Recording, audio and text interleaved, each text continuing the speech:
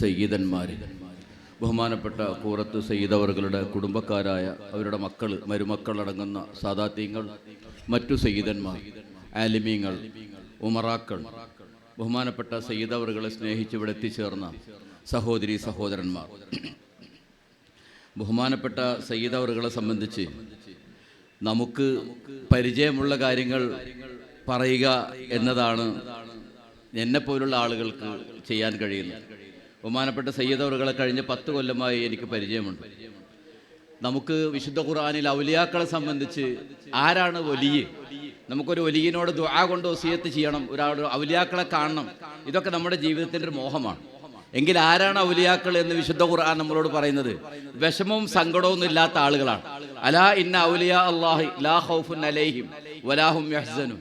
വിഷമം ഉണ്ടാവില്ല, അവർക്ക് സങ്കടം ഉണ്ടാവില്ല. അങ്ങനത്തെ ഒരാളായിരിക്കും അള്ളാഹുവിൻ്റെ വലിയ. കാരണം അങ്ങനത്തെ ആളുകൾക്കല്ലേ മറ്റുള്ളവരുടെ വിഷമം കേൾക്കാൻ പറ്റുകയുള്ളൂ. അവനവന് തന്നെ ശക്തമായ വിഷമമുണ്ടെങ്കിൽ പിന്നെ എങ്ങനെയാണ് മറ്റുള്ളവരുടെ വിഷമം കേൾക്കാൻ പറ്റുക? അപ്പോൾ അത് വളരെ കറക്റ്റായ ഒരു പ്രയോഗമാണ്. അപ്പോൾ ബഹുമാനപ്പെട്ട സയ്യിദ് അവരോട് യാത്ര ചെയ്തപ്പോൾ നമുക്ക് മനസ്സിലായ ഒരു സംഭവം, തങ്ങൾക്ക് ഒന്നിൻ്റെ ഒരു ആവശ്യമില്ല, തങ്ങൾക്കൊരു കുറവുമില്ല, തങ്ങൾക്കൊരു പ്രയാസവുമില്ല. ആരെന്തു പറഞ്ഞാലും വലിയ വലിയ പ്രയാസങ്ങൾ, ആശുപത്രിയിൽ ക്രിട്ടിക്കൽ സ്റ്റേജിലുള്ളവർ, വലിയ വലിയ ദുരന്തം മുന്നിൽ കണ്ടവർ, എന്ത് തങ്ങൾ പറഞ്ഞാലും പറയും, സാരല്ല, ബദരീങ്ങളോട് വെളിയാസിനോദിക്കും, രക്ഷപ്പെടും. ഞാൻ ഈ അലോപ്പതി ചികിത്സയെ തങ്ങൾക്ക് അത്ര ഇഷ്ടമല്ല. അത് തങ്ങൾ അലോപ്പതി വെറുപ്പുള്ളത് കൊണ്ടല്ല, അലോപ്പതി ചികിത്സയാണെന്നും അത് ചെയ്യുന്നത് വലിയ കുഴപ്പമില്ലാത്തതാണെന്നൊക്കെ തങ്ങൾക്കറിയാം. പക്ഷേ അതിൻ്റെ അകത്ത് ചില പ്രയാസങ്ങൾ ഉണ്ടാക്കുന്ന ചില പരിപാടികൾ, ഉദാഹരണം 1 മാസം 2 മാസം പ്രഗ്നൻ്റായ ഒരു ഗർഭിണിയെ സ്കാൻ ചെയ്തുകൊണ്ട് ആ കുട്ടിക്ക് തലയില്ല മൂക്കില്ല എന്നൊക്കെ പറയുന്ന ചില സിദ്ധാന്തങ്ങൾ, അതൊന്നും അത്ര ആരോഗ്യകരമായ തീരുമാനമല്ലല്ലോ, അത് ഈമാനിനെ ബാധിക്കുന്നതല്ലേ എന്നുള്ള ചില പ്രശ്നങ്ങൾ കൊണ്ട് തങ്ങൾ പറയും അങ്ങനെയുള്ള സ്റ്റേജിലേക്കൊന്നും പോകരുത്. കാരണം ഈ 18,000 കോടി ജനങ്ങൾ ഇവിടെ ജീവിച്ച് മരിച്ചിട്ടുണ്ട്. അവരൊന്നും അതിൽ 99% ജനങ്ങൾ ജനിച്ചത് ഇങ്ങനെയുള്ള സ്കാനിങ് കൊണ്ടല്ലോ. അപ്പൊ അതുകൊണ്ട് അങ്ങനെയുള്ള കാര്യങ്ങളിലേക്കൊന്നും പോകണ്ട എന്ന് തങ്ങൾ പറയും. ഞാൻ തങ്ങളെ വളരെ യാത്രയിൽ ശ്രദ്ധിച്ചൊരു കാര്യം, ഏകദേശം 1 കൊല്ലമായി തങ്ങൾ തൻ്റെ കാലിൽ ഒരു മുറി കൊണ്ട് നടക്കുന്നുണ്ട്. മലേഷ്യയിൽ വെച്ച് ഇവിടെ ഐലാജ് ആശുപത്രിയിൽ തങ്ങൾ കുറച്ചു കാലം ആയുർവേദ ചികിത്സക്ക് കിടന്നു. അപ്പോൾ ആ ഡോക്ടർ പറഞ്ഞു, തങ്ങളെ ഈ മുറി കുറച്ച് ഷുഗർ നിങ്ങൾക്ക് ഉണ്ടല്ലോ, അപ്പോൾ നിങ്ങളൊരു അലോപ്പതി ഡോക്ടറെ കണ്ട മുറി ഉണക്കണം. അപ്പോൾ തങ്ങൾ ചിരിച്ചു, ആയിക്കോട്ടെ എന്ന് പറഞ്ഞു. തങ്ങൾ അവിടുന്ന് ചികിത്സ കഴിഞ്ഞിറങ്ങി, ഞങ്ങൾ യാത്ര പുറപ്പെട്ടു, പലയിടത്തും കറങ്ങി. അപ്പോഴും തങ്ങൾ എല്ലാ നിസ്കാരത്തിന്റെ സമയത്തും ഈ മുറി അഴിച്ചിട്ട് വീണ്ടും മുതു കൊടുക്കും. നിങ്ങൾ ആലോചിച്ചൊക്കെ കുറച്ച് ബ്ലഡൊക്കെ വരും. അപ്പൊ ആ മുറി മഷൂ തങ്ങൾ നന്നായിട്ട് ക്ലീൻ ചെയ്ത് വളരെ അതപോടുകൂടെ, നമ്മളൊക്കെ വാപ്പനെ കാണുന്നതിനേക്കാൾ പ്രത്യേകമായ രീതിയിൽ അത് കഴുകി വൃത്തിയാക്കി മുറിവ് കെട്ടിക്കൊടുക്കും. ഇപ്പൊ ഞാനിങ്ങനെ ആലോചിച്ചു, ഈ മുറിവിന്റെ അവസാനം എന്താവും? മലേഷ്യയിൽ സൗദിയിലൊക്കെ അങ്ങനെ തന്നെ. യാത്ര തിരിച്ചിവിടെ വന്നു, ഞാനിതിങ്ങനെ നോക്കും, അലോപ്പതി ഇല്ലാതെ ഇത് ഉണങ്ങും. വളരെ എന്നോട് പറഞ്ഞു, ഡോക്ടർ പറഞ്ഞു ഞരമ്പുകൾക്ക് ബാധിച്ചിട്ടുണ്ട്, അത് ഉണങ്ങാൻ കുറച്ച് പ്രയാസമാണെന്ന് വിദഗ്ധനായ ഒരു ഡോക്ടർ പറഞ്ഞു. അൽഹംദുലില്ലാ, കുറച്ചു കാലം കഴിഞ്ഞ് യാത്ര കഴിഞ്ഞ് ഇവിടെ വന്ന ഒരു 15 ദിവസം കഴിഞ്ഞ് തങ്ങളെ കണ്ടപ്പോൾ തങ്ങളുടെ കാല് പിടിച്ചു നോക്കിയപ്പോൾ പറഞ്ഞു, മുറി എന്ത് അത് ഉണങ്ങിയെന്ന് പറയും. അപ്പം എൻ്റെ മുഖത്തേക്കും ചിരിച്ചു. കാരണം ഞാൻ വിചാരിച്ചത് ആ മുറി അങ്ങനെ അങ്ങ് ഉണങ്ങില്ല എന്ന്. പക്ഷേ തങ്ങൾ ആ മുറിവോടുകൂടിയല്ല ഒഫാത്തായത്, തങ്ങൾ ആ മുറി ഇല്ലാതെയാണ് ഒഫാത്തായത്. കാരണം ആ മുറിവ് ഉണങ്ങിപ്പോയി, നന്നായി ഉള്ളിലേക്ക് പഴുത്തിരുന്നു. അത് ഏകദേശം നിങ്ങൾ ആലോചിച്ച് നോക്കേ, ഒരു 7-8 മാസം ഒക്കെ ഒരു മുറിവിൽ നിന്ന് രക്തം സ്ഥിരമായി വരണമെങ്കിൽ ആ മുറിക്ക് ആഴമുണ്ട്. ആ മുറിയാണ് ബഹുമാനപ്പെട്ട സയ്യിദ് തൻ്റെ ഇച്ഛാശക്തി കൊണ്ട് അള്ളാഹുവിൻ്റെ രോഗം അള്ളാഹു തന്നെ ശിവപ്പെടുത്തും എന്നുള്ള ആ വിശ്വാസം കൊണ്ട് തങ്ങൾ മറികടന്നു. കുടുംബത്തെ വല്ലാതെ സ്നേഹിക്കുമായിരുന്നു. നമ്മളൊക്കെ കുടുംബത്തെ സ്നേഹിക്കുന്നവരാണ്. തങ്ങളുടെ സ്നേഹത്തിന്റെ ആഴം മനസ്സിലാക്കണമെങ്കിൽ നബി സല്ലല്ലാഹു അലൈഹി വസല്ലം തങ്ങൾ പറഞ്ഞു, നിങ്ങളുടെ അഹ്ലുകാരന് നന്നായാൽ നിങ്ങൾ ഏറ്റവും നല്ല മനുഷ്യനാണ്. ഒരു അഹ്ലുകാരന് നന്നാവാൻ, നമ്മളൊക്കെ അഹ്ലുകാരൻ നന്നാവാൻ വലിയ കുഴപ്പമൊന്നുമില്ല. പക്ഷെ തങ്ങളുടെ പ്രത്യേകത, പേരക്കുട്ടിക്ക് ഫോൺ ചെയ്യും, എന്നിട്ട് ചോദിക്കും ഏത് മിഠായി വേണം നിനക്ക് വേണ്ട, ഏതായാലും മിഠായി തങ്ങൾ മേടിക്കും, അല്ലെങ്കിൽ തങ്ങൾക്ക് മേടിച്ചു കൊടുക്കും. അപ്പൊ തങ്ങൾ ചോദിക്കും, ആ മുട്ടയ്ക്ക് ഏത് മിഠായിയാ വേണ്ട മോനെ? അങ്ങനെ ആ മിഠായി, മഷൂദേ ഒന്ന് ചോദിച്ചു നോക്ക്, ആ കുട്ടിക്ക് ഏത് മിഠായിയാണ് വേണ്ടത്, ഏത് ഡ്രസ്സാണ് വേണ്ടത്. ഭാര്യയോട് ചോദിക്കും, മക്കളോട് ചോദിക്കും. പർച്ചേസിങ്ങിന് കയറിയാൽ മേടിച്ചു കൊടുക്കുന്നത് ആരോ ആവട്ടെ, അല്ലെങ്കിൽ തങ്ങളാവും, ആരാവും.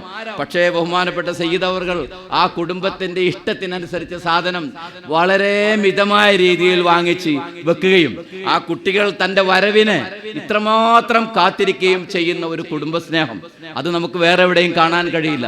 പല ആലിമീങ്ങളുടെ കൂടെയും നമുക്ക് അത്ര അടുപ്പമുണ്ട്. അവരൊക്കെ ഒരു പക്ഷേ വല്ലാതെ സ്നേഹിക്കുന്നുണ്ടാവും. പക്ഷേ പേരക്കുട്ടികളുടെയും മക്കളുടെയും ടേസ്റ്റിനനുസരിച്ച വസ്ത്രം, അവരുടെ ഭക്ഷണം, അവരുടെ മിഠായി, ഇതിലൊക്കെയും ഇടപെട്ടുകൊണ്ട് മനോഹരമായ രീതിയിൽ നമ്മുടെയൊക്കെ എത്രയോ മേലെ ഒരു കുടുംബ ബന്ധം സൂക്ഷിക്കാൻ ബഹുമാനപ്പെട്ട സയ്യിദ് അവറുകൾ ശ്രമിച്ചിരുന്നു. എനിക്ക് വ്യക്തിപരമായൊരു അനുഭവമുണ്ട്. ഏറ്റവും കൂടുതൽ ഈ രാജ്യത്ത്, ഈ ലോകത്ത് നിന്ന് തന്നെ പറയാൻ നമുക്ക് ഏറ്റവും നല്ല മീൻ കച്ചവടം ചെയ്യാൻ പറ്റിയ സ്ഥലം അത് ഒമാനാണ്. ഒമാൻ പ്രവിശ്യയിൽ നിന്ന് നോളേജ് സിറ്റിയിൽ വർക്ക് ചെയ്യുന്ന കാലത്ത് അവിടെ വെച്ച് പരിചയപ്പെട്ട അവിടുത്തെ ഒമാനിന്റെ ഒരു പ്രഗത്ഭനായ ഒരു ഓഫീസർ എന്നെ ക്ഷണിച്ചു. ഞാൻ അവിടെ ചെന്നപ്പോൾ അദ്ദേഹത്തിന്റെ മീനിന്റെ വ്യവസായമാണ്. അപ്പൊ എന്നോട് പറഞ്ഞു, എനിക്കത് വലിയൊരു ഹോൾസെയിൽ സംവിധാനത്തിലൂടെ മാറ്റണം, അതുകൊണ്ട് ഈവിന് സഹായം വേണം, നിങ്ങൾ എൻ്റെ കൂടെ നിൽക്കണം എന്ന് പറഞ്ഞ് അന്ന് ഏറ്റവും നല്ല വിസ എനിക്ക് അടിച്ചു തന്നു. കാരണം ഒമാനിൽ മീൻ കച്ചവടം ചെയ്യാൻ പേടിക്കേണ്ടതില്ല, മീനിന്റെ ഹോൾസെയിൽ എന്ത് ചെയ്യാനും, കാരണം അത്രമാത്രം നല്ല നാടാണ്. ഞാൻ തിരിച്ചെത്തി തങ്ങളോട് ചോദിച്ചു, ഇങ്ങനെ ഒരു ഒമാനി എന്നെ ക്ഷണിച്ചിട്ടുണ്ട്, മീൻ കച്ചവടമാണ്, വളരെ VIP ലെവലിൽ ചെയ്യേണ്ടതാണ് തങ്ങളെ, നല്ല കോൾഡ് സ്റ്റോറൊക്കെ ഉണ്ടാക്കണം, വലിയ കോടികളുടെ ബിസിനസ്സാണ്. എടുത്ത ഉടനെ എന്നോട് പറഞ്ഞു, ഒമാനിൽ മീൻ കച്ചവടം ചെയ്യണ്ട. അത്ഭുതപ്പെട്ടു പോയി. ഞാനെന്താ ഈ ഒമാനിൽ മീൻ കച്ചവടം ചെയ്യേണ്ടെന്ന് പറയാനുള്ള കാരണം, അവിടുന്ന് 2 മാസമേ കഴിഞ്ഞുള്ളൂ. ഞാൻ എൻ്റെ വിസ ക്യാൻസലാക്കി വീട്ടിലെത്തി. 3-ാമത്തെ മാസമാകുമ്പോഴേക്ക് ആ കമ്പനിയുടെ ഒരു മലയാളിയായ ഒരു വലിയ മാനേജർ ഉണ്ടായിരുന്നു. അദ്ദേഹം 80 കോടിയുമായി ആ കമ്പനിയിൽ നിന്ന് മുങ്ങി.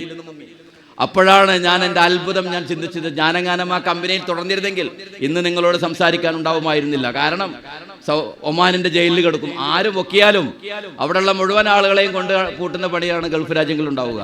അപ്പൊ അതുകൊണ്ട് ഞാൻ പറഞ്ഞു വരുന്നത്, ഇത്രമാത്രം മനുഷ്യന്റെ പ്രശ്നങ്ങളിൽ ഇടപെടുന്ന ഒരു സയ്യിദ്. എനിക്ക് നിങ്ങളോട് പറയാനുള്ളത്, ഉമ്മുൽ ഖുറ എന്ന് നമ്മൾ പറയാറുണ്ട്. ഉമ്മുൽ ഖുറ മക്കയുടെ പേരാണ്, മക്കയ്ക്കാണ്. ഖറിയ എന്നാണ് ഗ്രാമത്തിന്റെ പേര്. ഖറിയയുടെ ബഹുവചനമാണ് ഖുറ. ഈ ഖുറയാണോ ഈ ഖൂറത്ത് എന്ന് എനിക്കറിയില്ല. പക്ഷെ എനിക്ക് നിങ്ങളോടൊന്ന് പറയാനുണ്ട്, ഓരോ രാജ്യവും വികസിപ്പിച്ചത് ഓരോ അള്ളാഹുവിന്റെ മഹത്തുക്കളായ ആളുകളാണ്.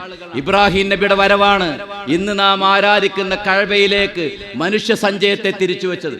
മഹാനായ നബി സല്ലല്ലാഹു അലൈഹി വസല്ലമ തങ്ങളാണ് മദീനയെ ഇന്ന് കാണുന്ന രീതിയിലേക്ക് പരിവർത്തിപ്പിച്ചത്. ബഹുമാനപ്പെട്ട സയ്യിദ് ഖൂറത്ത് തങ്ങൾ വലിയ വലിയ മഹാന്മാരുടെ ആശീർവാദത്തോടുകൂടെ ഈ നാട്ടിലേക്ക് വന്നപ്പോഴുണ്ടായ മാറ്റങ്ങൾ നിങ്ങൾ കണ്ടിട്ടുണ്ട്. എങ്കിൽ നിങ്ങൾ ഒന്ന് ഉറച്ചു വെച്ചോളൂ. സിറാജ് ഇവിടെ പറഞ്ഞു, ഇവിടുത്തെ നാട്ടുകാർ കഷ്ടപ്പെടുന്നുണ്ടെന്ന്. പറയപ്പെട്ട നാട്ടുകാരോടും സ്നേഹിക്കുന്നവരോടും ഈ കർണാടക സ്റ്റേറ്റിലെ ജനങ്ങളോട് ഞാൻ പറയുന്നു, നിങ്ങൾക്ക് നോളേജ് സിറ്റികൾ ഉണ്ടാവേണ്ട സമയമാണിത്. നിങ്ങൾക്ക് കഴിയാത്തത് ഈ മഹത്തുക്കളെ മുൻനിർത്തിക്കൊണ്ട് നിങ്ങൾ വലുതായി സ്വപ്നം കാണാൻ പഠിക്കുക. നിങ്ങൾക്ക് എഞ്ചിനീയറിംഗ് കോളേജ് ഉണ്ടാകും. നിങ്ങൾക്ക് എന്തു വേണമോ അത് ഈ രാജ്യത്തിന്റെ വികസനത്തിന് ആവശ്യമായത് മുഴുവൻ ഈ മഖ്ബറയിൽ നിന്ന് നിങ്ങൾക്കുണ്ടാകും. യാതൊരു സംശയവും വേണ്ട. കാരണം ലോകം പരിവർത്തിപ്പിച്ചത് മുഴുവൻ അള്ളാഹുവിന്റെ ഔലിയാക്കളാണ്. ഇബ്രാഹിം ഇദ്രീസി എന്ന് പറയുന്ന മഹാൻ, ഇസ്മായിൽ ഇദ്രീസി എന്ന് പറയുന്ന മഹാനാണ് ഏറ്റവും വലിയ നഗരമായ മൊറോക്കോയിലെ നഗരത്തിന്റെ പേര് മറന്നുപോയി, ഫാസ് ഉണ്ടാക്കിയത്. ബഹുമാനപ്പെട്ട AP ഉസ്താദാണ് നമുക്കറിയുന്ന നോളേജ് സിറ്റി ഉണ്ടാക്കിയത്. അങ്ങനെ ഗ്രാമങ്ങൾ സൃഷ്ടിക്കുന്നതിന് മഹത്തുക്കളായ ആളുകൾക്ക് പങ്കുണ്ട്. അതുകൊണ്ട് കൂറത്തിലെ ജനങ്ങളോടും കർണാടകയിലെ ജനങ്ങളോടും നിങ്ങൾക്ക് എഞ്ചിനീയറിംഗ് കോളേജും അതുപോലെ എന്തൊക്കെയാണോ നിങ്ങളുടെ മക്കൾക്ക് പഠിക്കേണ്ടത്, 200ഓളം മഹല്ലിലെ പെൺകുട്ടികൾക്ക് പഠിക്കണോ, വിദ്യാഭ്യാസ സ്ഥാപനം വേണോ, ഈ കൂറത്ത് തങ്ങളുടെ നേതൃത്വത്തിൽ നിങ്ങൾ ചെയ്യുക. മഹത്തായ നേട്ടങ്ങൾക്ക് ഒരു 40 കഴിഞ്ഞ് ഇന്ന് നാം പിരിയുമ്പോൾ ഒരു 4 കൊല്ലം കഴിയുമ്പോഴേക്ക്, അത് 40 ആവുമ്പോഴേക്ക് ഈ കർണാടക സ്റ്റേറ്റിലെ മുസ്ലിങ്ങൾക്കും അല്ലാത്തവർക്കും ഒരുപോലെ വിദ്യാഭ്യാസം നുകരാനുള്ള മഹത്തായ എനർജിയാണ് ബഹുമാനപ്പെട്ട സയ്യിദ് എന്ന് നമ്മൾ തിരിച്ചറിയണം. അങ്ങനെയാണ് മഹത്തുക്കളായ ആളുകൾ നമ്മെ സഹായിക്കുന്നത്. സൂറത്ത് യാസീനിൽ ഒരു പ്രയോഗമുണ്ട്, ബിസ്മില്ലാഹിർ റഹ്മാനിർ റഹീം, ഇന്നാ നഹ്നു നുഹ്യിൽ മൗതാ വനക്തുബു മാ ഖദ്ദമു വആസാറഹും വകുല്ല ശൈഇൻ അഹ്സൈനാഹു ഫീ ഇമാമിൻ മുബീൻ. മരണമാണ് ഏത് കാലത്തെയും സയൻസിന്റെ വെല്ലുവിളി.